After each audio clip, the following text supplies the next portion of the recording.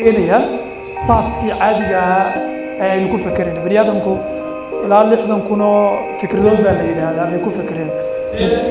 ilaa 60 kun oo fikradood ayaa ku soo laalaabtay qofka bani aadamka si guudba laakiin waxaa u badan tahay 60 kun oo fikradood inay isku mid noqdaan haddii aanu qofka wax cusub aanay ku soo kordhin taa macnaheedu waxa weeye haddii aad 6 bilood ee ugu dambeysay aanay kugu soo kordhin wacaal cusub afkaar cusub xumaad ku fakeraysaa afkaartii marka kugu jirtay which basically 80% waxaa la yidhahdaa afkaarta inagu soo laalaabata waa negative waa afkaarta weeyaan marka haddii aadan helin afkaar cusub afkaartuna de waad garanaysaan wax walbo xataa behaviorka characterkeena qofkaa dhahay fikrad bay ka soo bilaabatay fikraddu waxay samaysaa saameyn ku yeelataa ee abuurtaa dareenkuna wuxuu abuuraa ficilkuna wuxuu abuuraa routiinka iyo qofka uu behaviorkiisii wuxuu sameynayo routiinkaana wuxuu ka mid noqdaa waxaa uu soo celceliyana characterkiisii qofka uu noqonayo ayay qaabaysaa marka waxa ugu muhiimsan isleeyahay caadaha inuu qofku samaysto waxa weeye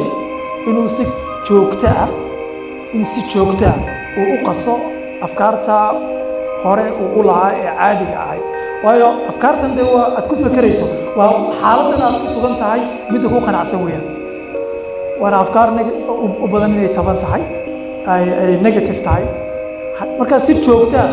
waa inaad wax u aqriso si joogto ah waa inaad circlekaaga aad uga baxayso waa caadada koowaad ta labaad inaad ahdaaf samaysato bani aadamku